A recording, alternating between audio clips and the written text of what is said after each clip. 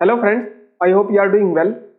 Myself Himanshu Vats. Welcome to your own channel UPSC CAPS with Himanshu Vats.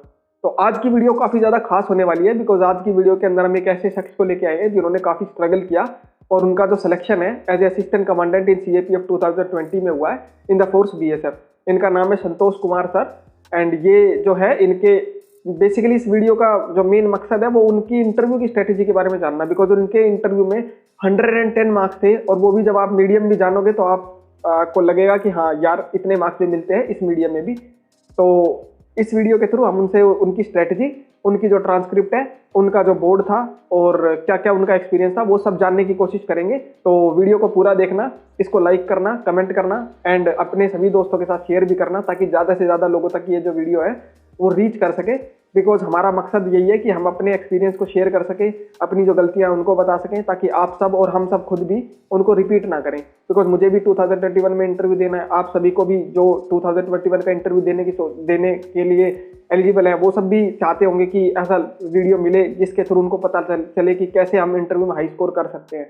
तो जुड़े रहिए channel के साथ एंड चैनल को सब्सक्राइब जरूर करना। इसके बाद मैं अपनी एक्सपीरियंस जो है इंटरव्यू का एक्सपीरियंस वो भी शेयर करूंगा, अपनी ट्रांसक्रिप्ट भी शेयर करूंगा, अपनी मार्कशीट भी शेयर करूंगा, दूसरी मार्कशीट भी दिखाऊंगा ताकि आप एक कंपैरिजन कर सको, आप एक आइडिया लगा सको कि कितने मार्क्स पे क्या आपको मिल सकता है, क्या नहीं मिल सकता, हो सकता है कि नहीं हो सकता।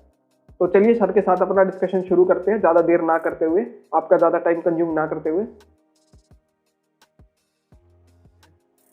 तो जैसा कि आप सभी को मैंने बताया था कि हमारे साथ जो है संतोष सर जो है जुड़ने वाले हैं, तो आज संतोष सर हमारे साथ है। सो सबसे पहले तो गुड आफ्टरनून सर। हमें काफ़ी अच्छा लगा कि आप हमारे चैनल पे आए और हमारे YouTube channel UPSC CAPF with Himanshu Vats पे आए ताकि जो है अपना इंटरव्यू एक्सपीरियंस और अपनी जो ट्रांसक्रिप्ट है वो लोगों को शेयर कर सको। तो आई होप कि आप जो है आपके जो एक्सपीरियंस है उससे काफ़ी कुछ लोग सीख पाएंगे। तो सबसे पहले मैं पूछना चाहूँगा सर, आप अपना थोड़ा बैकग्राउंड के बारे में बताइए कि आपने किस तरह से अपनी स्कूलिंग, कहाँ से ग्रेजुएशन की। हिमांशु जी, पहले तो मैं आपको धन्यवाद कहना चाहूंगा ये मेरे को एक मौका देने के लिए अपने चैनल पर से बताने के लिए लोगों को। सबसे पहले मैं अपने स्कूलिंग के बारे में मैं बोलूंगा तो मैं अपना स्कूलिंग सैनिक स्कूल तलैया से 2013 में मैंने इंटर पास आउट किया। फिर उसके बाद मैंने ग्रेजुएशन तिलका मांझी यूनिवर्सिटी, बिहार में एक नॉर्मल सा यूनिवर्सिटी है स्टेट लेवल का, मैंने उससे ग्रेजुएशन पास किया 2018 में। और फिर उसके बाद सिंस वहां से मैंने CDS और CAPF में मैंने लगातार अटेम्प्ट देते रहा। लेकिन मैंने CAPF, जैसे मैं बताना चाहूंगा कि मैंने 19 का क्वालिफाई किया था, लेकिन मैं कुछ वजह से फिजिकल में आउट हो गया। फिर उसके बाद 20 में मैंने किसी तरह से any how I made it reservist, और 21 भी मैंने क्वालिफाई किया था, लेकिन क्योंकि अब मेरे को जरूरत नहीं पड़ेगी। तो ये था हमारा CAPF को लेकर के जर्नी। मीनवाइल मैंने CDS को भी अटेम्प्ट किया था, तो वो मैं उस पर नहीं जाना चाहूंगा ज्यादा। जी सर। तो जैसा कि आप सभी देख ही सकते हो कि सर ने कितना स्ट्रगल किया, आपने सर ने तीन चार अटेम्प्ट दिए। तो ये इस वीडियो को बनाने का हमारा मकसद यही है कि सर का जो इंटरव्यू एक्सपीरियंस है वो आपको शेयर किया जा सके। बिकॉज सर के 110 मार्क्स हैं जो मैं खुद एस्पायर करता हूँ कि मेरे को भी इतने मार्क्स मिल सके। आज सर से यही जानेंगे कि क्या स्ट्रेटेजी थी, क्या सर ने, कैसे सर ने प्रिपरेशन करा। आपने देख ही लिया होगा कि सर का एक नॉर्मली बैकग्राउंड रहा है, कोई IIT कोई NIT टाइप का कोई कॉलेज नहीं, नॉर्मल सिंपल इन्होंने जो ग्रेजुएशन अपनी की है और अपना जो है बस प्रयास करते रहे और इनका जो भी जैसे भी सिलेक्शन जो है BSF के अंदर एज असिस्टेंट कमांडेंट हुआ। तो सर आप अपने इंटरव्यू के बारे में आप हमें थोड़ा बताइए कि सबसे पहले हम पूछ लेते हैं कि सर आपका ट्रांसक्रिप्ट क्या था, आपका बोर्ड क्या था, आपका जो मीडियम था वो क्या था। तो सर आप अपने मीडियम और अपने जो इंटरव्यू के बोर्ड के बारे में वो बताइए कैंडिडेट्स को पहले कि क्या क्या था इंटरव्यू वाले दिन, कौन मतलब किस बोर्ड ने आपका इंटरव्यू लिया था। तो सबसे पहले मैं ये बताना चाहूंगा कि मेरा इंटरव्यू 16 दिसंबर को फर्स्ट शिफ्ट में था और मनोज सोनी सर का बोर्ड था। और मेरे को सर ने हिंदी मीडियम में मतलब उन्होंने मेरे को चॉइस दिया था कि आप इंग्लिश में जाना चाहेंगे या हिंदी में जाना चाहेंगे। तो मैंने वहाँ पे थोड़ा सा वाइज डिसीजन लेकर के मैं सोचा कि हिंदी में मैं मेरे लिए ज्यादा अच्छा होगा, तो मैं हिंदी में गया वहाँ पे। और जहाँ तक ट्रांसक्रिप्ट की बात है तो वो हो सकता है मैं हम आगे बात करेंगे तो उसमें ऑब्वियसली खुल के आएंगे, क्योंकि वो 20 मिनट से 25 मिनट की बात होगी। बिल्कुल सर। तो आप सभी देख ही सकते हो सर ने अपना इंटरव्यू जो है वो हिंदी में दिया है और पूछ के दिया है। ऐसा कोई जो मिथ्स होती है कि लाइक हिंदी वालों को कम नंबर मिलते हैं, मैंने भी हिंदी में ही दिया था, मैं भी अपने मार्क्स बाद में बता दूंगा, ठीक है। बट मेरा सर जितना अच्छा नहीं था, बट फिर भी मैं भी जानना चाहूंगा कि सर ने ऐसा क्या किया था। तो आप देख ही सकते हो हिंदी में सर का इंटरव्यू था। और जो लोग सोचते हैं कि हिंदी में मार्क्स नहीं आते हैं, तो ये आपके सामने एग्जाम्पल बैठे हुए हैं। 110 नंबर तो मतलब वन ऑफ द आईएएस था, 113 तो आईएएस था और सर के 110 है। इनका पूरा का पूरा सिलेक्शन जो है वो इंटरव्यू के मार्क्स के ऊपर, बिकॉज वो इतना बल्की नंबर है। तो वही जानने की कोशिश करेंगे कि सर से क्या क्वेश्चन पूछे गए। तो सर आपका इंटरव्यू शुरुआत कैसे हुआ था, लाइक आप जब वहाँ पे गए थे तो किस तरह का डॉक्यूमेंटेशन वगैरह, एक बेसिक उसके बारे में बता के कि लाइक आपका कौन मतलब कैसे वहाँ का माहौल था, और फिर आप शुरुआत करते हैं कि क्या क्वेश्चन आपसे पूछे गए थे। सबसे पहले तो मैं ये बताना चाहूंगा कि जो मेरे को वहाँ पे जो हेल्पर होते हैं जो हमें लेके जाते हैं इंटरव्यू के बोर्ड के आगे तक, मैं वहाँ उस समय बहुत ही नर्वस फील कर रहा था, क्योंकि शायद ये इतना हाई लेवल का मेरा सबसे पहला इंटरव्यू था। लेकिन मैंने उस समय एक चीज अपने आप में गौर किया कि तुम यहाँ तक आए हो तो बहुत मेहनत के साथ आए हो, और याद करो वो अच्छा दिन जिसमें तुम बहुत अच्छा, मतलब मैंने अपने स्कूल डेज को याद किया, क्योंकि सैनिक स्कूल प्लेया मेरे लिए one of the memorable time था। मेरे को वहाँ बहुत ही अपॉर्चुनिटीज मिली थी स्कूल में लीडरशिप रोल प्ले करने का। तो हाँ, तो मैंने फिर जब मैं वहाँ गया तो मैं बस वही सोचा कि आप अपने बेस्ट दिन को याद कीजिए। और फिर जब मैं वहाँ आगे बैठा हुआ था तो मन में मैं थोड़ा सा नर्वस फील हो रहा था, लेकिन फिर मेरे को लगा कि everyone has to go through this, सभी को यहाँ से जाना पड़ता है। अगर यहाँ नर्वस फील में हूँ मैं, अगर यहाँ नर्वस फील करूंगा तो हो सकता है मेरे साथ और खराब नंबर आ जाए। इसलिए लेकिन जैसे मैं अंदर घुसा तो उसमें मैं अपने एक फेवरेट गॉड का, जैसे मैं दुर्गा माँ को मानता हूँ, उनका नाम लिया ऐसे करके और मैं अंदर घुस गया। उसके बाद जब मैंने अंदर घुसा तो मैंने देखा चार सर थे, मतलब तीन तीन मैडम, सॉरी तीन सर थे एक मैडम थी। जो चेयरमैन थे वो मनोज सोनी सर थे। तो सबसे पहले मैंने मनोज सोनी सर को ग्रीट किया, गुड मॉर्निंग सर। उसके बाद मैंने सिर्फ मैडम को विश किया, गुड मॉर्निंग मैम। और उसके बाद मैंने विश नहीं किया, क्योंकि ये एक्चुअली क्या होता है ना कि हमारे स्कूल में मतलब ऐसा नियम था कि अगर कोई सबसे सीनियर मोस्ट आदमी खड़ा है ग्रुप में तो आप उसको विश कीजिए, और अगर कोई फीमेल लेडीज है तो उसको विश कीजिए, बाकी बात सबको विश करने का कोई जरूरी नहीं है। तो थोड़ा सा मैं जो हमें मेरे को जो स्कूल में सिखाया गया था वो शायद वहां पे आ गया था। तो उसके बाद उन्होंने बोला कि ओके संतोष, फिर बोला सिट डाउन, उन्होंने बोला सिट डाउन, तो मैं थैंक यू सर बोल के मैंने सिट डाउन हुआ। फिर उसके बाद उन्होंने पूछा कि आप ये बात बताइए, आप यूपी के हैं या बिहार के हैं। तो वो एक्चुअली क्या था कि मेरा जो थोड़ा सा जो मेरा मेरे पिताजी का जो पोस्टिंग था ना तो उस समय यूपी में भी था, तो मैंने वैसा एड्रेस मेंशन किया हुआ था। तो मैंने उन्हें क्लेरिफाई किया कि नहीं सर, मेरे पापा आर्मी में थे उस समय, इसी वजह से मेरा एड्रेस जो है ये यूपी का है, लेकिन मैं परमानेंट रेसिडेंसी मेरा बिहार का है। तो फिर उसके बाद फिर उन्होंने मेरे से पूछा कि आप अपने स्कूल के बारे में बताइए, कुछ अच्छा चीज बताइए, ऐसे बताने का तो बहुत चीज है आपके अपने स्कूल के बारे में। तो मैंने थोड़ा सा एक चिल मुस्कुराहट के साथ मैंने, हाँ सॉरी सॉरी, इसके पहले उन्होंने कहा कि जैसे मैंने ये बात को मैंने क्लेरिफाई किया सर को कि अपना एड्रेस मैंने क्लेरिफाई किया, तो उन्होंने कहा कि अच्छा अच्छा, आप ये हिंदी में देना चाहते हैं या इंग्लिश में देना चाहते हैं। क्योंकि मैंने जब उसमें इंग्लिश बोला तो शायद सर को बिल्कुल। समझ में आ गया कि लड़का थोड़ा उतना कंफर्टेबल नहीं है इंग्लिश में। तो मैंने अपने आप से उस 2 सेकंड के लिए मैंने अपने आप से क्वेश्चन किया, इंट्रोस्पेक्ट किया कि यहाँ पे हमको अपना व्यू रखना है, ना कि हमको इंग्लिश स्पीकिंग का स्किल दिखाना है। तो ये सोच के मैंने एक वाइज डिसीजन लेकर के मैंने हिंदी को चूज कर लिया।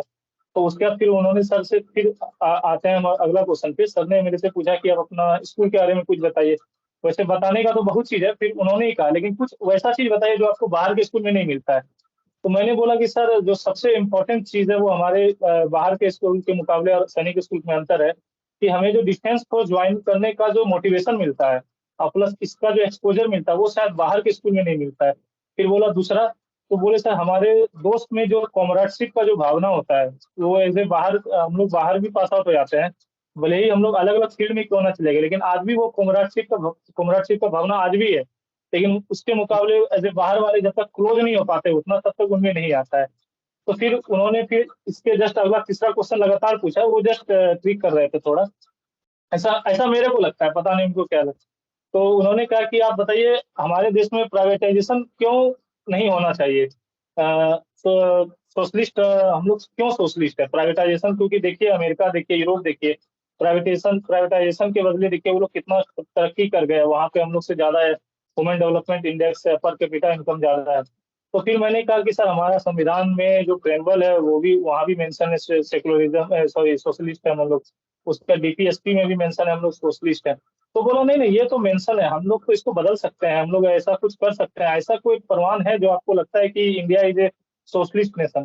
तो मैंने बोला कि सर यहाँ पे बहुत सारे वेलफेयर स्कीम चलते हैं। तो उन्होंने कहा कि वो तो यूएसए में भी चलते हैं, इवन वहाँ का वेलफेयर स्कीम ज्यादा यहाँ से कारगर है, वहाँ का हेल्थ सेक्टर ज्यादा कारगर है, एजुकेशन सेक्टर ज्यादा कारगर है। तो मैंने बोला कि सर एक ऐसा यहाँ पे नियम है सर जिससे जिसकी वजह से लोग एक लेवल से ज्यादा प्रॉपर्टी नहीं रख सकते। वो बोला ऐसा कौन सा नियम है? तो मैंने बोला सर लैंड सीलिंग एक्ट। तो बोला अच्छा अच्छा, तब वो चुप हो गया। फिर इसके बाद फिर उसके बाद वो बोले कि ठीक है, हाँ अब अपने स्कूल के कुछ फिर सर ने बोला मेरे को कि आप अपने चॉइस के बारे में बताइए, आपका चॉइस क्या है? तो एक्चुअली मैंने चॉइस को जो है थोड़ा देर के लिए मेरे को वहाँ सुनने में कुछ कंफ्यूजन हुआ था, तो मैंने सोचा कि स्पोर्ट्स क्या है। प्रेफरेंस को मैंने स्पोर्ट्स से सुन लिया। मैंने बोला सर वॉलीबॉल। बोला नो नो स्पोर्ट्स मैंने बोला। तो फिर मैंने कहा कि सर मेरा जो प्रेफरेंस है वो है CISF, SSB, ITBP, BSF, CRPF. तो फिर सर ने कहा कि सिंस आप सैनिक स्कूल से हैं तो आपका ये प्रेफरेंस मेरे को पसंद आया नहीं, क्योंकि आप हमेशा, मैं देख पा रहा हूँ आप सीडीएस में हमेशा अप्लाई किया है। इवन आप और भी अदर एंट्री में अप्लाई किए होंगे डिफेंस फोर्स के लिए, एनडीए वगैरह सब में और एफकेट सब में। बोला यस सर, एक्चुअली सर यहाँ पे चॉइस था, इसलिए मैंने स्टेबिलिटी इन पोस्टिंग और फैमिली लाइफ को मैंने प्रेफरेंस दिया है। अगर वो मेरे को मिल गया तो सही है, नहीं तो फिर कोई बात नहीं, जो है मेरे लिए वो, हमारे लिए कोई फर्स्ट सेकंड थर्ड नहीं है। बस थोड़ा सा एक प्रेफरेंस में ऑर्डर में हमारे मेरे को मौका मिला तो मैंने फैमिली लाइफ और स्टेबिलिटी को मैंने डाल दिया। और फिर तो तीसरा सर जो, हाँ आपने और जब आपसे पूछा गया कि आपकी प्रेफरेंस है, तो काफी सारे लोगों का ये भी डाउट रहता है कि हम ये फैमिली लाइफ और जो है क्या कहते हैं प्रमोशन ये सब बोल सकते हैं कि नहीं। तो ये तो एग्जांपल ये कि सर ने, देखो क्या है, जो रियलिटी है वो सर ने वो बताई और उनको आपकी रियलिटी ही अच्छी लगती है। आप देख ही सकते हो सर बिल्कुल रियलिटी के साथ अपनी सारी चीजें जो है वो शेयर कर रहे हैं। तो अगर हम जितना ज्यादा रियलिटी के साथ रहेंगे उतना ज्यादा बेटर है। मेरे से जब पूछा गया था तो मैंने भी इसी तरह का आंसर दिया था। ठीक है, तो ये सर मुझे भी अभी मेरे को भी एक बूस्ट मिल गया कि हाँ अब हम ये बोल सकते हैं, बिकॉज आपके मार्क्स देख के तो हमें आइडिया लग ही जाता है इस चीज का। तो उसके बाद सर आपसे और क्या क्वेश्चन पूछे गए? उसके बाद हम सर ने पूछा कि आपने पॉलिटिकल साइंस, आपको ग्रेजुएशन करना था इसलिए आपने पॉलिटिकल साइंस ले लिया या फिर आपको रियली में इंटरेस्ट था? तो मैंने एकदम फ्रेंकली मैं बताना चाहूंगा कि थोड़ा मैंने, पता नहीं, मेरे को लगा कि मैं थोड़ा देर के लिए मैं अपने प्रिंसिपल सर से बात कर रहा हूँ सैनिक स्कूल को ले जाकर, क्योंकि मैं उनसे फ्रैंक हो गया था। हम्म। वो कर्नल रैंक के अफसर होते थे, तो मैं थोड़ा सा उसी मोड में चला गया। तो मैंने बोला कि सर जब मैं 12th पास किया, एकदम हूँ इसी एसेंट में मैंने बोला, जब मैं 12th पास किया तो साइंस लेना नहीं था, इंजीनियरिंग होता नहीं, तो मेरे लिए आर्ट्स ही ऑप्शन था।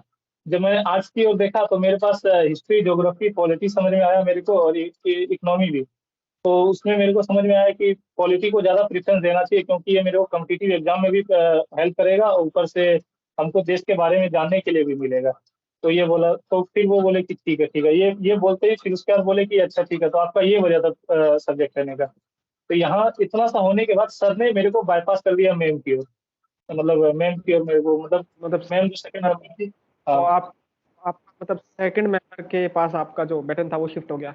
तो सेकंड मेंबर जो थी, जैसा आपने बताया, वो लेडी मेंबर थी। तो लेडी मेंबर को देख के पहले तो एक धारणा ये हो जाती है कि मैम थोड़ा सा डिफिकल्टी क्वेश्चन पूछेंगी, हमें डर लगने लगता है। तो उसके बारे में आप बताइए कि आपसे क्या क्वेश्चन पूछे गए थे और क्या आपने रियलिटी में वो डर फेस किया था या आपके लिए नॉर्मली था वो? एक्चुअली क्या हुआ था कि मेरे साथ जो सबसे बड़ा इशू था, मैंने कभी रियल लाइफ में भी मैं बताता हूँ कि मैंने एज ए मैम, जो जैसे हम, मैं जहाँ भी रहा हूँ स्कूल में भी कहीं भी, तो मैंने कभी भी women as a head position पे मैंने कभी देखा नहीं, जो सही बात मैं बता रहा हूँ इन प्रैक्टिकल।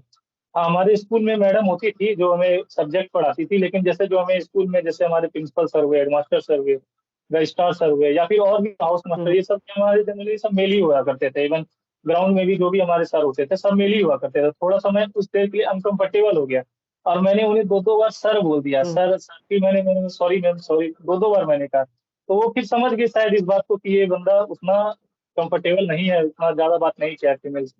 तो फिर मैंने उन्हें सबसे पहला क्वेश्चन मैडम ने मेरे से जो पूछा कि आपको क्या लगता है कि जो लेडीज है वो अगर बाहर काम करने जाती है तो उससे, हिंदी में ही उन्होंने पूछा हम्म। कि बाहर काम करने जाती है इससे उनका हम्म। बच्चों का फर्क पड़ता है, उनके हाउस होल्ड वर्क पे फर्क पड़ता है। तो इस डिफरेंस में मैंने उनको आंसर दिया, एक्चुअली में जहाँ तक मैं समझ पाता हूँ कि जो फीमेल अगर वर्किंग है तो वो एक बहुत बहुत ज्यादा उनमें हम्म। मैच्योरिटी होती है, वो इस बच्चे का देखभाल में, घर के हाउस होल्ड के देखभाल में वो कॉम्प्रोमाइज नहीं करती, और अगर कॉम्प्रोमाइज हो भी रहा है तो वो अपने सास का मदद ले सकती है, और अपने हम्म। अगर working है तो मेड भी रख सकती है, इवन उनके हस्बैंड भी उनको मदद कर सकते हैं।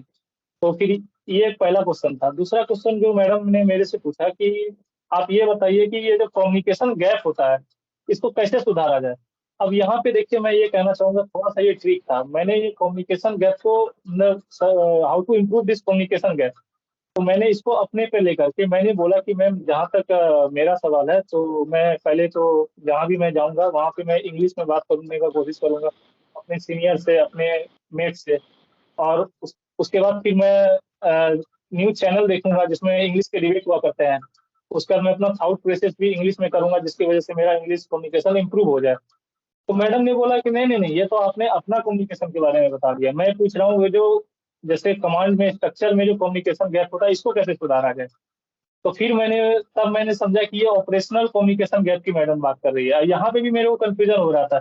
जब मैंने बाहर आकर के किसी से डिस्कस किया तो बहुत लोगों ने बोला कि यार वो एडमिनिस्ट्रेटिव कम्युनिकेशन गैप का बात कर रही थी, कि जो चेन ऑफ कमांड में जो ओके सर। कम्युनिकेशन गैप है।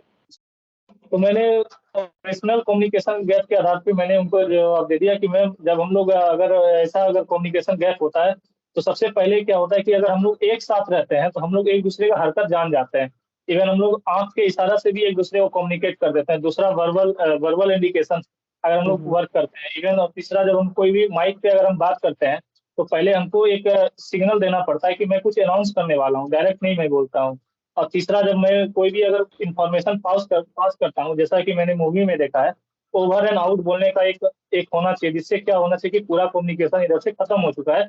अब सामने वाला कुछ बोल सके। क्यों ये एक्चुअली मैंने मूवीज में मैंने देखा था।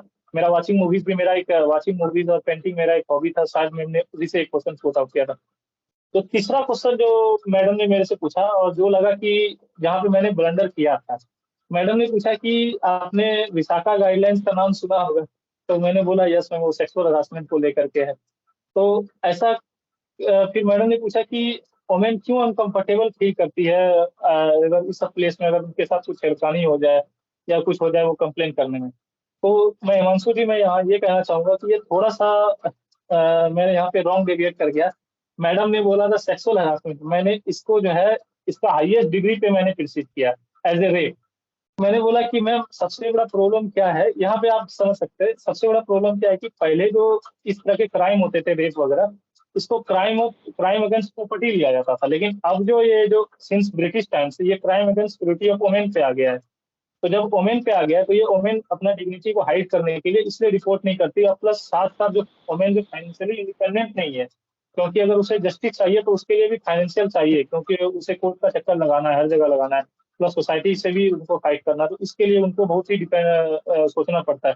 शायद इस वजह से भी रिपोर्ट नहीं करती। तो अब यहाँ पे मैडम ने बोली कि नहीं, नहीं, नहीं, मैंने तो सिर्फ सेक्सुअल हरासमेंट का बोला था, आप तो रेप लेके चले गए। There is a difference between this two.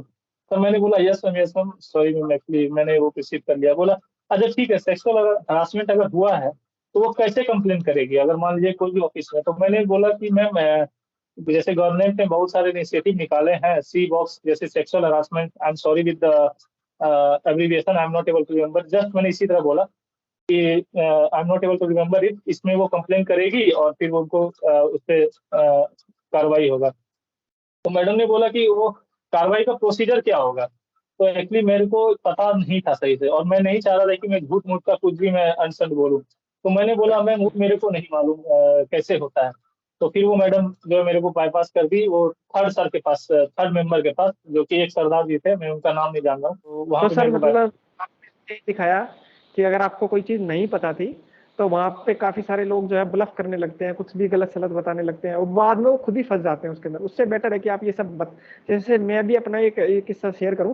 तो जब मेरे से कोई क्वेश्चन पूछा गया था, लेकिन मैं दिल्ली का रहने वाला हूं, मैं प्रिपेयर करके गया था कि दिल्ली की कोई लोकेशन पूछेंगे, यहाँ पे आप गए हो, ये पूछेंगे कि आप कहाँ कहाँ गए हो, तो मैं एक याद करके गया था। उन्होंने पूछ लिया, वो तो नहीं पूछा कहाँ कहाँ गए हो, उन्होंने पूछा कि यहाँ गए हो। उन्होंने मेरे को पूछा जंतर मंतर गए हो। अब मैं चौंक गया क्योंकि मैं कभी गया नहीं। तो मैंने बोला सर सॉरी मैं नहीं गया हूँ। तो उनका फिर से रिएक्शन आया, आप जंतर मंतर नहीं गए हो कभी? तो मैंने कहा सर सॉरी मैं नहीं गया हूँ। फिर उन्होंने जंतर मंतर से रिलेटेड और भी कुछ क्वेश्चंस पूछे जो कि हिस्ट्री के थे, तो वो मैंने जवाब दे दिया उनका। तो मतलब आपका और जो मेरा भी एक्सपीरियंस यही कहता है कि ब्लफ नहीं करना है, झूठ नहीं बोलना है, जो भी आप सच्चाई बताओ। इतना कुछ फर्क नहीं पड़ेगा, वो आपकी पर्सनैलिटी देख रहे हैं बेसिकली, और जो कि आपको पता है कि आपकी अच्छी है कि नहीं है। तो कि फिर मैं यहाँ पे एक सर चीज बोलना चाहूंगा। मैं यहाँ पे एक चीज बोलना चाहूंगा कि एक्चुअली अगर आप बोल देते हैं कि मेरे को नहीं मालूम, आई डोंट नो, तो इससे अधिक से अधिक ये होता है कि ठीक है इसे नहीं पता है, ये कुछ अगर इसे बताया जाए तो ये सीख लेगा। लेकिन आप जबरदस्ती अगर कुछ ऐड करते हैं जो आपको मतलब अंधेरे में तीर चलाते हैं, इससे क्या होता है कि सामने वाले को पता चलता है कि ये गलत भी करेगा। अगर नहीं भी पता होगा तो जबरदस्ती कुछ ना कुछ जोड़ के बोलेगा। तो इस वजह से भी शायद मेरे हिसाब से बिल्कुल सर, क्योंकि वो 4 लोग बैठे हैं ना, उनका 30-30, 40-40 साल का एक्सपीरियंस है, हमारी उम्र ही 22-23 साल है। तो हम उनको बीट थोड़ी कर सकते हैं, वो तुरंत पता लगा लेंगे कि ये गलत बोल रहा है, ये झूठ बोल रहा है। और इसके अलावा जो है फिर हम सर आपके जो तीसरे मेंबर के क्वेश्चन थे उनके बारे में बात करेंगे। हाँ, कोई बात तो सर आप पूछते हैं, आपके जो थर्ड मेंबर के द्वारा जो भी क्वेश्चंस पूछे गए थे, तो आप वो बता सकते हो कि क्या क्वेश्चंस आपसे पूछे गए थे। तो जो हिमांशु जी, मैं यहाँ पे ये कहना चाहूंगा, थर्ड मेंबर जो थे वो एक मतलब मैं उनका नाम नहीं जानता, इसलिए मैं उनको थोड़ा उनके आइडेंटिटी से मैं उन्हें रिवील करूंगा। सरदार जी सर थे। तो उन्होंने पूछा कि सिंस आप सैनिक स्कूल तलैया से हैं, मतलब तो आप सैनिक स्कूल तलैया के बारे में और कुछ बताइए। तो मैंने कहा कि सर, जो हमारा जो सैनिक स्कूल तलैया है वो झारखंड के कोडरमा डिस्ट्रिक्ट में है, और यहाँ से जो सबसे सर ने बोला कि ये तिलैया क्यों नाम पड़ा इसका। तो मैंने बोला कि सर, वहाँ पे बहुत ही छोटे छोटे नदी के बांध होते थे, जिसको वहाँ के रीजनल लैंग्वेज में तिलैया कहा जाता है, इसलिए उस जगह का नाम तिलैया पड़ा है। और यहाँ से जो नजदीक शहर है वो है 105 किलोमीटर, रांची। तो ये इतना पूछने के बाद सर ने मेरे से जो पूछा कि ठीक है, जो आपने अपना आइडेंटिटी दिया उसी के बेस पे एक मैं क्वेश्चन पूछता हूँ, क्योंकि आप सैनिक स्कूल से हैं, इसीलिए बताइए आरआर क्या है। तो अब आरआर क्या है, तो ये हमारे में अगर हम मैं उसमें तुरंत सोचा कि ये तो वही राष्ट्रीय राइफल के बारे में पूछने सर। तो मैंने बोला कि ये सर, तो आरआर का मतलब होता राष्ट्रीय है, राइफल होता है। तो राष्ट्रीय राइफल ये तो होता है, और क्या होता हाँ हाँ, तो मैंने बोला सर, ये राष्ट्रीय राइफल है, जो कि आर्मी का एक स्पेशलाइज विंग है, जहाँ पे हर जगह से कॉम्बैट नॉन कॉम्बैट कोर को मिला करके इसको आरआर को बनाया गया है। ये एंटी टेररिस्ट ऑपरेशन का रोल प्ले करती है जम्मू कश्मीर में। मैंने इतना ही बोला। तो एक्चुअली मेरे को थोड़ा सा और भी कुछ पता था, लेकिन मेरे को लगा कि अगर मैं कुछ ज्यादा बोलूँ और शायद वो गलत निकल जाए तो वो मेरे लिए प्रॉब्लम हो जाएगा। तो जहाँ पे मैं एकदम 100% श्योर हूँ, वही वही पॉइंट को मैंने रखा। तो फिर सर ने मेरे को थोड़ा सा और करेक्ट किया। वैसे उन्होंने बोला कि आपने बहुत अच्छा जवाब दिया, लेकिन आप इसमें ये भी बोल सकते हैं कि जो आर्मी का जो फंक्शनिंग यूनिट है जेएनके में, वो है आरआर।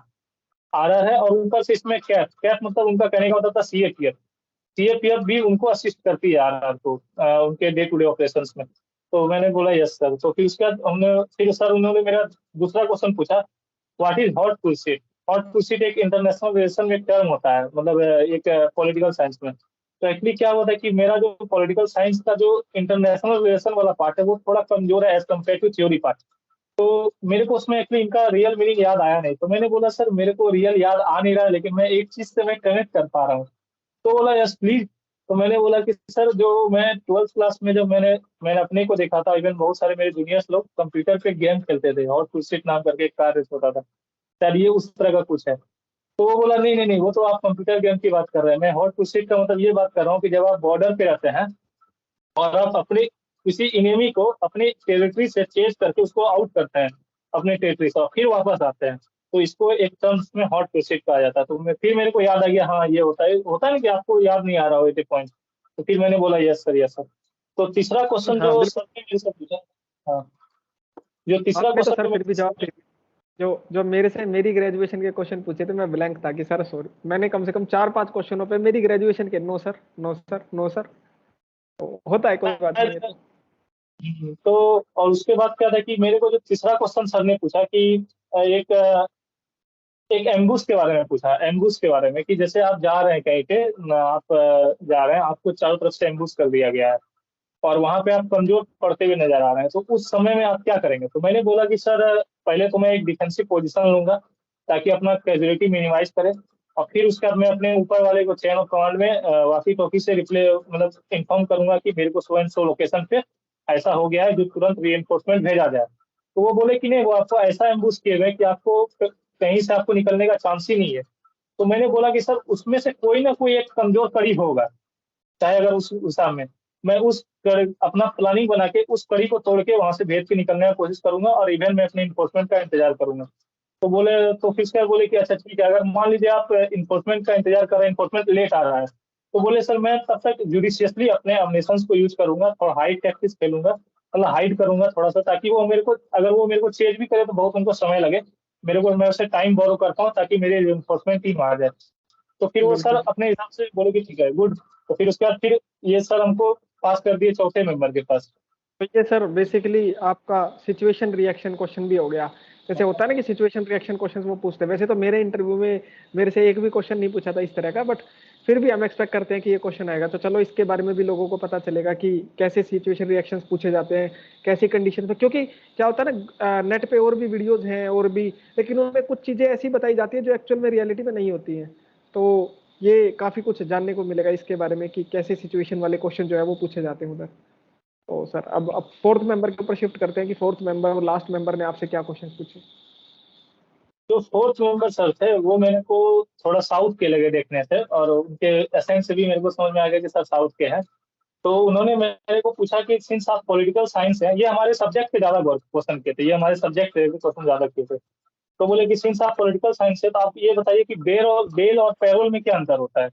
तो मैंने भी यहाँ पे एकदम कट शॉर्ट और एकदम एक्यूरेट आंसर मैंने देने का कोशिश किया। हालांकि मेरे को इसमें पता तो और भी ज्यादा था, लेकिन मैं सोचा कि अगर मैं इसमें जरूरत से ज्यादा बोलूंगा, और क्योंकि मैं ऐसा मानता हूँ कि ये सिविल सर्विस का इंटरव्यू नहीं है कि मेरे को एकदम बिल्कुल बिल्कुल। कट शॉर्ट नॉलेज सही रहेगा। तो मैंने उसमें बोला कि सर बेल वो चीज है जो कि अंडर ट्रायल पर्सन को मिलता है, और पैरोल वो चीज है जो कन्विक्टेड पर्सन को मिलता है, जहां तक मैं समझ पाता हूँ। ये मैंने जोड़ दिया जोड़ के लास्ट में। तो फिर वो बोले बिल्कुल, क्योंकि मैं इसके आगे मैं नहीं जानना चाहा कि बेल में कुछ कंडीशंस होते हैं, कोई गारंटर चाहिए। वेल पैरोल में आपका जो बिहेवियर होता है जेल में ये देखा जाता है, इसमें कोई कंडीशन नहीं होता है। इसमें एक तरह का स्पेशल लीव है आदमी को मिलता है, कुछ जैसे बेटी का शादी है, बेटा का शादी है, कोई पिताजी अगर डेथ कर गए तो उस पे, या माता जी डेथ कर गए तो उस पे मिलता है। तो ये मैंने उतना नहीं बोला, मैंने जान के, क्योंकि मेरे को लगा कि फंसने मैं इसमें उड़ा जाऊंगा। फंसने के चांसेस आपके थोड़े से हाई हो जाते हैं फिर, कि क्योंकि कुछ मुझे मेरे मुंह से ऐसा कुछ ना निकल जाए कि फिर मुझे नॉलेज ना हो, फंस जाए। वैसे कोई ऐसा कोई दिक्कत नहीं है, बट फिर भी हम थोड़ा रेस्ट्रिक्ट करके चलते हैं कि कुछ ऐसा ना बोला जाए। वही। तो फिर उसके बाद सर ने जो मेरे से पूछा कि why political science is a science, जो पॉलिटिकल साइंस है इसको साइंस क्यों कहा जाता है। तो मैंने वहां पे जो मेरा जो आंसर था एग्जैक्टली, क्योंकि वो थोड़ा सा उसमें आप नर्वस भी होते हो, बात है ऐसा है। और मैं ग्रेजुएशन का सब्जेक्ट जो था, जो मेरे को पढ़े हुए 2 अढ़ाई साल हो गया था, मतलब बहुत पहले मैं सीरियसली जो पढ़ा था। क्योंकि जो हम लोग कंपटीशन में तैयारी करते हैं वो बेसिकली पॉलिटी होता है, वो पॉलिटिकल साइंस नहीं होते। पॉलिटिकल साइंस का एक हिस्सा होता है स्ट्रक्चरल एस्पेक्ट, इसको पॉलिटी कहते हैं। तो मैंने बोला कि सर पॉलिटिकल साइंस साइंस इसलिए है क्योंकि जितने भी सब्जेक्ट हैं, चाहे वो हिस्ट्री हो, इकोनॉमी हो, या फिर कोई भी साइंस एंड टेक्नोलॉजी के सब्जेक्ट हैं, वो आपस में कॉन्फ्लिक्ट पैदा करते हैं। लेकिन ये पॉलिटिकल साइंस ऐसा है, ये सबको रेगुलेट करता है, डिस्प्यूट रेजोल्यूशन मैकेनिज्म का काम करता है। जैसे अगर इकोनॉमिक्स में अगर कोई चल रहा है, तो उसमें एक नियम कायदा बनाया जाता है कि कैसे हम लोग काम करेंगे, ये कैसे काम करेंगे। या फिर कोई भी एक नया इन्वेंशन हुआ तो उसको कैसे हम लोग इम्प्लीमेंट करेंगे, तो उसमें भी पॉलिटिकल साइंस का रोल है। तो ये कहीं ना कहीं ये है। तो फिर सर ने मेरे को डिस्ट्रिक्ट करने के लिए, मतलब थोड़ा सा उलझाने के लिए बोला, तो आप कहना चाहते हैं कि पॉलिटिकल साइंस एक बेसिकली डिस्प्यूट रेजोल्यूशन मैकेनिज्म का काम करता है। तो मैंने बोला सर नहीं नहीं नहीं, ये पूरा रिजोल्यूशन का काम नहीं करता, लेकिन कुछ ना कुछ थोड़ा सा ये इथिकल एस्पेक्ट ऑफ एवरीथिंग को ये इम्प्लीमेंट कराना चाहता है। तो फिर उन्होंने मेरे को अगला क्वेश्चन पूछने का कोशिश किया कि why it is a arts. तो मैंने बोला कि सर आर्ट्स इसलिए है क्योंकि ये हर जगह यूनिवर्सल नहीं है, दिन समय के हिसाब से बदलते रहता है।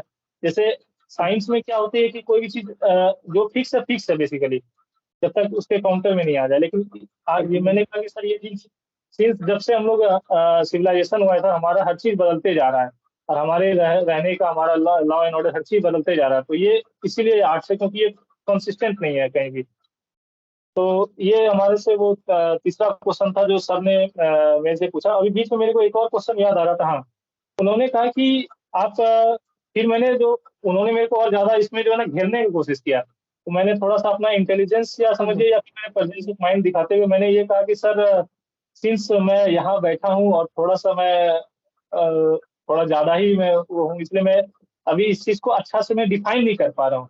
मतलब मैंने ये कहा कि शायद मेरे को चलिए पता बिल्कुल। है, लेकिन मैं ये जगह की वजह से मैं थोड़ा सा अनरिलैक्स होने की वजह से मैं उतना 100% अपना इसको डिफाइन नहीं कर पा रहा हूँ।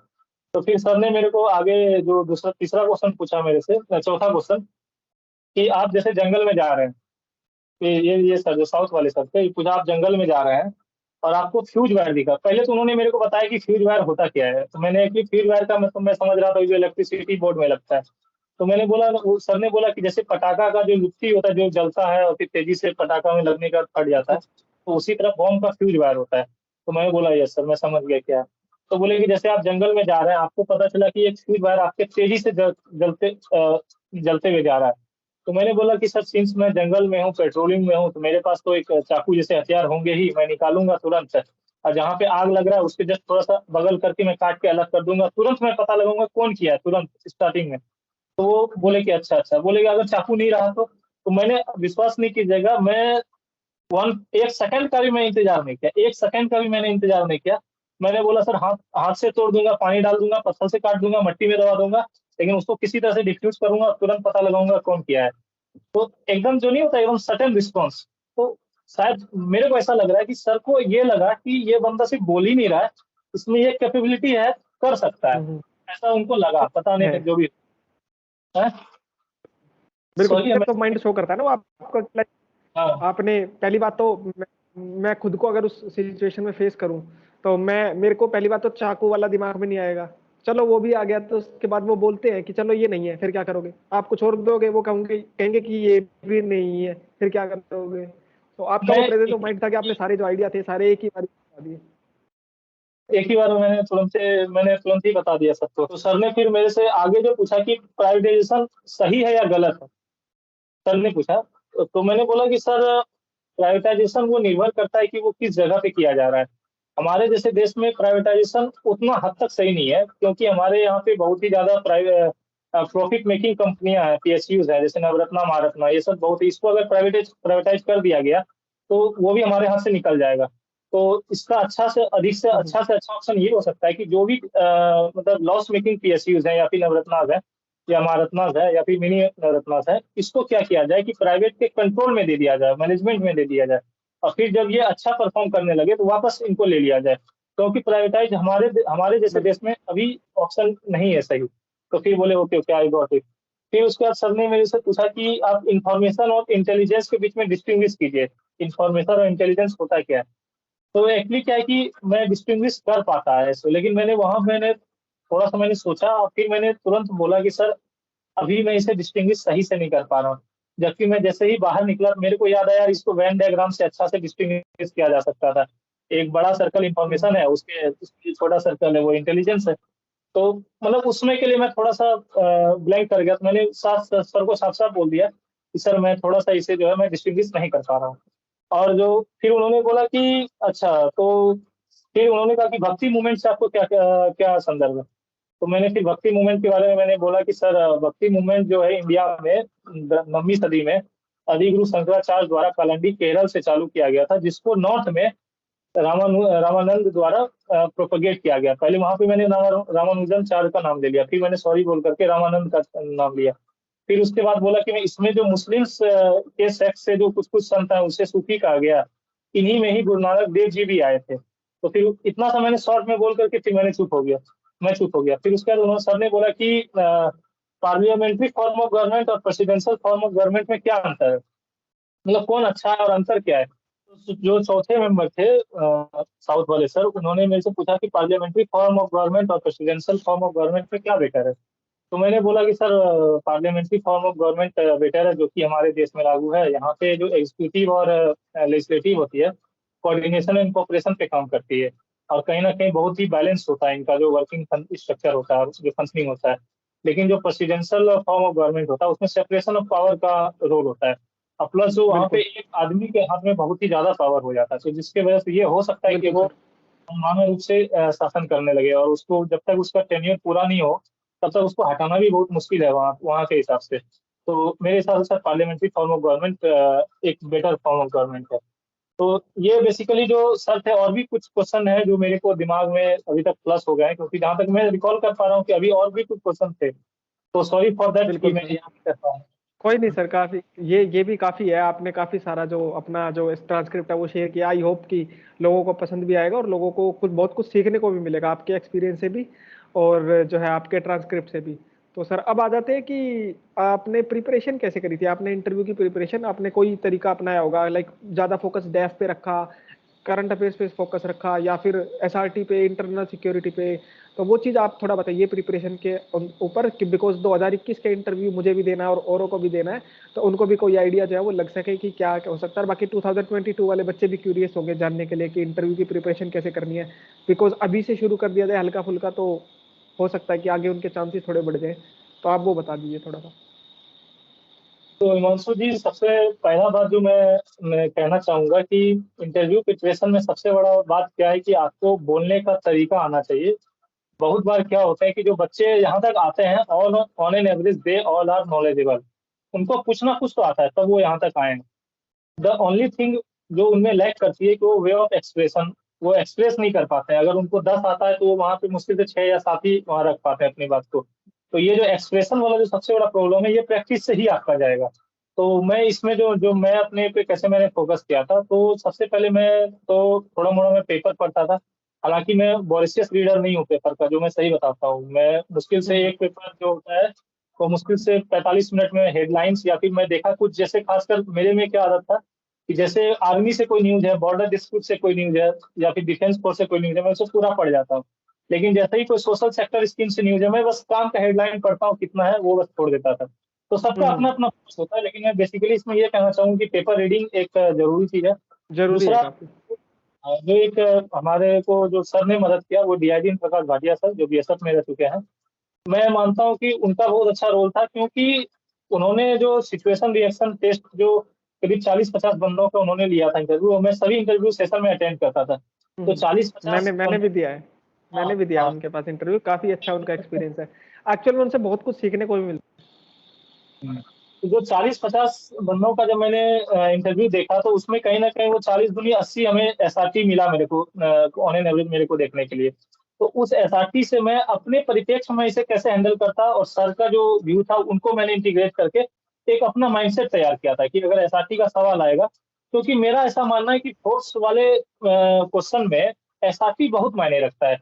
क्योंकि इवन आप अगर एसएसबी जाइए, आर्मी के डिफेंस फोर्स में जाइए, तो वहाँ पे एक साइकोलॉजी टेस्ट होता है, और वो मोर और लेस आपके माइंड का चेक होता है, जो एसआरटी बेस्ड होता है, आपके थिंकिंग प्रोसेस का बेस्ड होता है। इवन इंटरव्यू भी वही है। तो मेरा मानना है कि एसआरटी थोड़ा सा, अगर आप मान लीजिए नॉलेज वाले पोर्शन में अगर आप हल्का लैक भी कर गए, तो ये कहीं ना है। कहीं मतलब मैनेजेबल है, क्योंकि उन्हें पता है कि क्या पता बंदा थोड़ा सा नर्वस होने की वजह से नहीं एक्सप्रेस कर पा रहा है।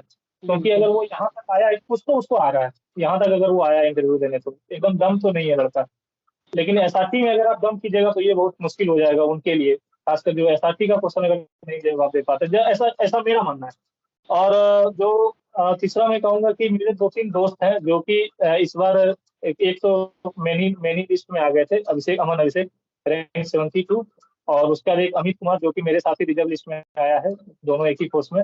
और एक और लड़का थे विवेक कुमार, वो जिनका नहीं हो पाया, वो इस बार मेरिट आउट है, लेकिन वो होप वो अगले बार मेन कर ही लेंगे, 22 वाले भी दिए। तो ये हम लोग मिल करके यहाँ पे फिजिकली आपस में ही 4 लड़का मिल करके एक का इंटरव्यू लेते थे। तो यहाँ तक ये तो हुआ हमारा कि जब हम लोग इंटरव्यू लेते थे, एक तरह का फॉर्मल इंटरव्यू होता था, जिसमें क्या होता था कि हम लोग ये नहीं जज कर रहे थे ना कि आप कितना सही बोल रहे हैं, कितना गलत बोल रहे हैं।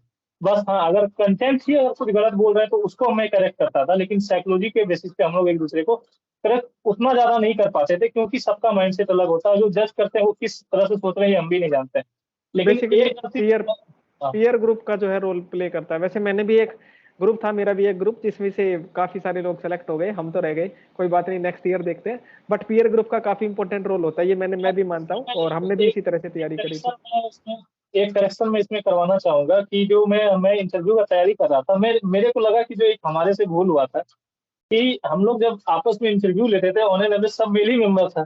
तो जब हम लोग हम्म। आपस में अगर इंटरव्यू में बात करते थे, सर सर करके बात करते थे, यस सर हम्म। इंटरव्यू में। हम्म। लेकिन वहां पे हम्म। फीमेल मेंबर भी होने का चांस है। तो एक्चुअली में क्या होता है कि आपके मुंह से बेवजह का मैडम की जगह 2-2 बार सर निकल गया, जो कि मेरे से निकला था 2-2 बार। तो वो थोड़ा सा हो सकता है ऑकवर्ड लगे आपको उसमें। वो सामने वाले समझ जाए कि ये लड़का आउट ऑफ फ्रस्ट्रेशन में बोला है, या फिर उस थोड़ा सा नर्वसनेस से बोला है, ये लेकिन ये सब आपको ये नर्वस कर दे तो ये दिक्कत हो जाएगा। ये सलाह आपकी काफी काम आने वाली है। मैं भी सोच रहा हूँ अब ग्रुप जब बनाऊंगा उसमें एक फीमेल मेंबर जरूर डाल ली जाए। मतलब अगर फीमेल मेंबर नहीं है तो किसी एक को फीमेल प्रस्तुत कर दीजिए, इसमें कोई दिक्कत क्या है, हाँ किसी बिल्कुल, एक को फीमेल। हाँ, प्रैक्टिस के लिए काफी हेल्प हो जाएगी ना, वो वहां पे एकदम से गड़बड़ ना हो जाए बस। अब जैसे आपकी मैम जो थी, उन्होंने तो समझ लिया, लेकिन हो सकता है कोई थोड़ा ना एडजस्ट करे और कुछ और सोच ले। बिकॉज क्या सोचते हैं वो हमें थोड़ी पता चलता है, हम तो डर जाते हैं ना उस चीज को सोच के कि हमने गलती कर दी है। मेरा मेरा एक एडवाइस रहेगा, जो लड़के लोग जो खासकर पूरा बॉयज स्कूल में पढ़े हैं, क्योंकि उनको पता चल जाता है देख करके, डॉक्यूमेंट देख करके, और पता चल जाता है कि ये सिर्फ बॉयज स्कूल का है। तो अपना फीमेल पर्सपेक्टिव पे थोड़ा ध्यान जरूर दीजिएगा, क्योंकि ये ऐसा नहीं कि आप रियली में खराब है, मतलब ऐसा दुनिया परसीव कर लेता है, लेकिन आपका माइंडसेट बहुत बार ऐसा होता है कि आप जिस तरह से आए उसी तरह से ही आप सोचते रहते हैं हमेशा। तो ये थोड़ा सा कहीं ना कहीं अगर बैक फायर नहीं कर जाए।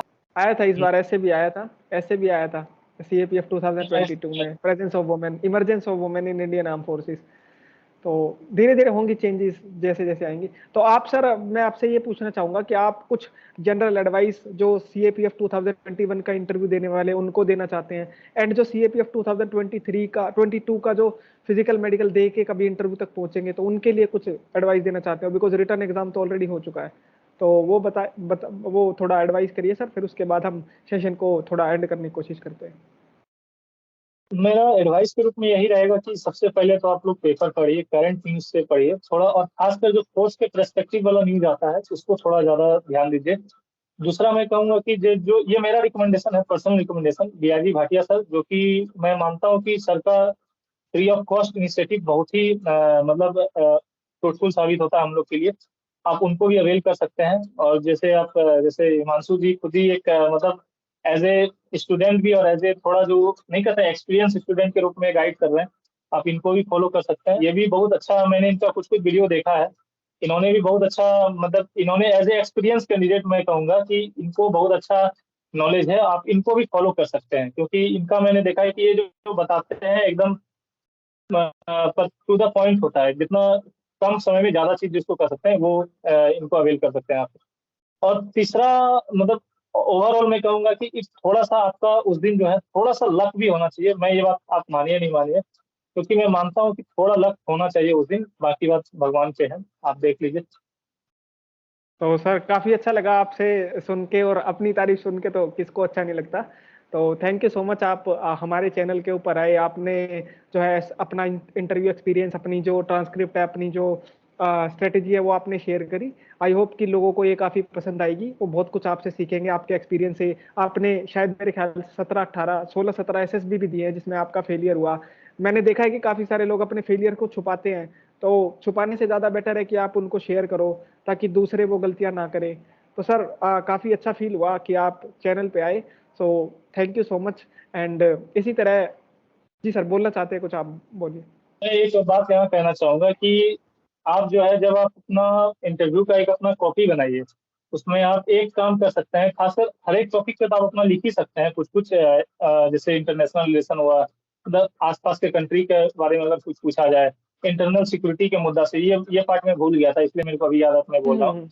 और उसके बाद मैं मानता हूँ कि थोड़ा सा आप एक गुड पॉइंट और बैड पॉइंट अपने बारे में, ये आप अपने दोस्त से पूछे कि मेरा गुड पॉइंट बताओ, मेरा बैड पॉइंट बताओ। अब उसमें से फिल्टर आउट कीजिए कि आपको अगर वहां पूछ लिया जाए कि आपका दो बैड पॉइंट बताइए, दो गुड पॉइंट बताइए, और उसको आप कैसे डिफेंड करते हैं, और विथ एग्जाम्पल आपके साथ, एक एग्जाम्पल के साथ आप इसको रेडी रखिए कम से कम। ये भी मेरा एक उसमें से एडअप होगा जो मैं बोला अभी तक। बिल्कुल सर, मतलब अपने बारे में जानना, अपने डेफ के बारे में जानना, इंटरनल सिक्योरिटी के बारे में जानना काफी, क्योंकि मैंने भी इंटरव्यू दिया है तो मैंने भी देखा है कि काफी लाइक 60-70% आपका इंटरव्यू डेफ के ऊपर ही बेस्ड होता है, उसी से रिलेटेड आपसे क्वेश्चंस पूछे जाते हैं। और डेफ के ऊपर मैंने, अगर आप लोगों ने कोई तो अभी देख लो, मैंने डेफ के वीडियो बना दिया जिसमें सब कुछ एक्सप्लेन किया क्या गलतियां जो नहीं, मेरे फ्लेक्सिबिलिटी था, तो वो गलती आप लोग ना कर देना, आप सब वो गलती ना करो। तो आप सर को थैंक्स बोलते हैं, सर ने काफ़ी अच्छा हमें गाइड करने की कोशिश करी। सो थैंक्स सर, आप हमारे चैनल पे आए। सच्ची में काफ़ी दिल से काफ़ी अच्छा लगा कि आप चैनल पे आए, आपने जो है अपना एक्सपीरियंस शेयर किया, अपनी ट्रांसक्रिप्ट शेयर करी। जो न्यू एस्पिरेंट्स हैं वो आपसे बहुत कुछ सीखेंगे, और जो 2021 का इंटरव्यू देने वाले हैं उनके लिए तो आप सच्ची में इंस्पिरेशन हो, बिकॉज 110 मार्क्स, मैं तो खुद सोचता हूँ कि बस किसी तरह आ जाएंगे, बिकॉज ये 110 मार्क्स सिलेक्शन भी करा सकते हैं, आपको टॉप रैंक पे भी ला सकते हैं, आपको बाहर होने से बता सकते हैं, बेसिकली ये है। इसमें यही बोला कि आपने ये सही बात कहा कि 110 मार्क्स आपको लिस्ट, अगर आप लिस्ट में नहीं है तो आपको लिस्ट में ला देंगे, जैसे मेरे को लाए, और अगर आप लास्ट लिस्ट में ला आए देंगे, तो में ला बिल्कुल देंगे, सर। आप सब पे ला देंगे। और लिस्ट में है तो टॉप पे ला देंगे, बिल्कुल। तो यही था, तो ये था सर का ट्रांसक्रिप्ट, ये थे संतोष सर। तो अगर हो सकेगा इन फ्यूचर तो इनसे ट्रेनिंग के बारे में और जो भी इनकी गाइडेंस होगी, जो भी इनके व्यूज होंगे वो हम शेयर करने की कोशिश करेंगे। आप सब इसी तरह से चैनल के साथ जुड़े रहिए। So thanks sir, thank you all. मिलते हैं नेक्स्ट वीडियो के अंदर, जिसमें मैं अपना एक्सपीरियंस और अपना इंटरव्यू की ट्रांसक्रिप्ट भी शेयर करने की कोशिश करूंगा। Thanks sir. Thank you. So friends, ये थे हमारे साथ संतोष सर।